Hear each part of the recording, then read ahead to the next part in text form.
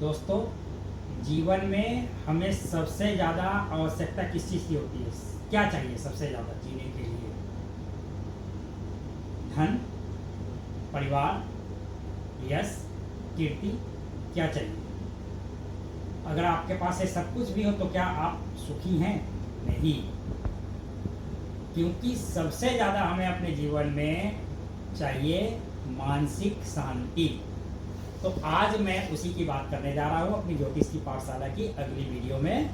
आज मैं बात करूँगा कुंडली के चतुर्थ भाव की, जहाँ से हम सबसे पहला चीज़ क्या देखते हैं, हमारे मेंटल स्टेटस कैसी रहेगी हमारी लाइफ में। तो ये कुंडली का चौथा भाव है, जहाँ आपको 9 नंबर लिखा हुआ दिख रहा है। इस कुंडली में 9 नंबर है।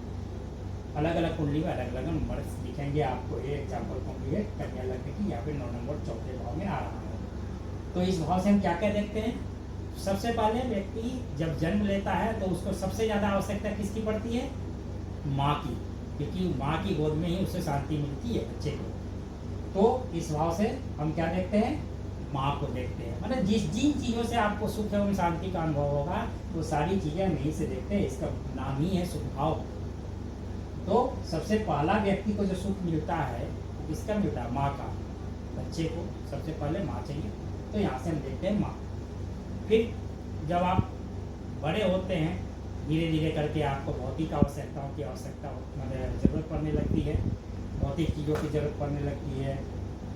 तो जितने भी तरह की भौतिक चीज़ें हैं हमारे जीवन में कितना हासिल हो गए, जैसे कि सबसे ज़रूरी चीज़ क्या है? रोटी कपड़ा के बाद क्या है?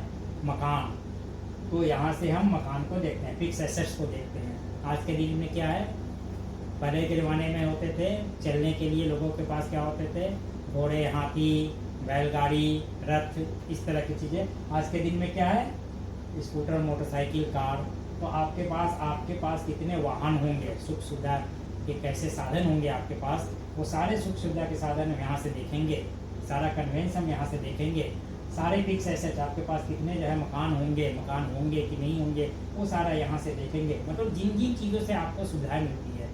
और एवं और क्या देखेंगे कि ये भाव कितना शुभ प्रभाव में है। जितना शुभ प्रभाव में होगा उतनी ज़्यादा मानसिक शांति हमारे को मिलेगी। ध्यान रखिएगा इस बात को।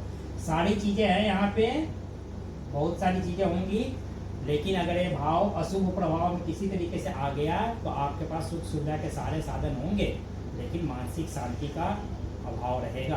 तो सबसे पहले यहाँ देखना पड़ेगा, वही रूल लगाना हमें कि इस भाव का स्वामी ग्रह कौन है। जैसे इस भाव में अभी यहाँ पे अगर 9 नंबर लिखा है तो यानी कि धनु राशि, और धनु राशि का स्वामी ग्रह देवगुरु बृहस्पति। तो देवगुरु बृहस्पति की स्थिति आपकी कुंडली में कैसी है, कहाँ पर बैठे हुए हैं, उनके डिग्री कितने हैं, ये सभी देखेंगे। उनकी स्ट्रेंथ कितनी है। तो जितना देवगुरु शुभ प्रभाव में होंगे, जितनी उनकी स्ट्रेंथ होगी आपकी कुंडली में, उतना ज़्यादा शुभ फल इस भाव को मिलेगा, उतने ज़्यादा शुभता इस भाव को मिलेगी। अगर देवगुरु बृहस्पति यहाँ स्वयं बैठे हो या इस पर दृष्टि डाल रहे हो तो ये भाव और ज़्यादा मजबूत स्थिति में आ जाएगा। यानी कि देवगुरु बृहस्पति की जगह इस भाव का स्वामी ग्रह कोई भी हो, मैं उसकी बात कर रहा हूँ। यह एग्जाम्पल में देवगुरु बृहस्पति। फिर वही दूसरा रूल लगाएंगे, देखेंगे इस भाव में किन किन ग्रहों की उपस्थिति है आपकी कुंडली में। खोलिए, देखिए कि यहाँ पे कौन कौन से ग्रह बैठे हुए हैं। अगर यहाँ पे शुभ ग्रह बैठे हैं, यहाँ पे धन भाव के स्वामी बैठे हैं, यहाँ पे आय भाव के स्वामी बैठे हैं, यहाँ पे आपके लग्न के स्वामी बैठे हैं, दशम भाव के स्वामी बैठे हैं, यानी केंद्र और त्रिकोण के स्वामी बैठे हो यहाँ पे, या फिर 11वें भाव के स्वामी यहाँ पे बैठे हो, तो बहुत अच्छी स्थिति बनती है यहाँ पे। फिर जो ग्रह बैठे हुए हैं वो देख लीजिए, क्योंकि जो ग्रह जैसे नेचर के होते हैं उसी तरह के आपको सुख सुविधाएं देंगे। जैसे अगर राहु होगा तो छल कपट से भी आपको सुख संपत्ति अर्जित करा देगा। ठीक है, तो ये देखिए कि धन आएगा आपके पास, मकान आएगा आपके पास, सुख सुविधाएं आएंगी, लेकिन वो किस रास्ते से आएंगी? इस रास्ते से आएंगी, उसकी एनर्जी वैसी होगी, वैसे ही आपको मानसिक शांति या शांति मिलेगी। उसके बाद फिर देखिएगा कि इस भाव के ऊपर किन किन ग्रहों की दृष्टि है, और वो ग्रह का स्वभाव प्रवृत्ति क्या है, और वो कहाँ से दृष्टि डाल रहे हैं। तो कुल मिला के हर भाव में हमें 3 चीज़ें देखनी होती है। भाव के स्वामी ग्रह की स्थिति कैसी है, भाव में बैठे हुए ग्रह कौन से हैं, और भाव 3 ग्रहों की दृष्टि में है।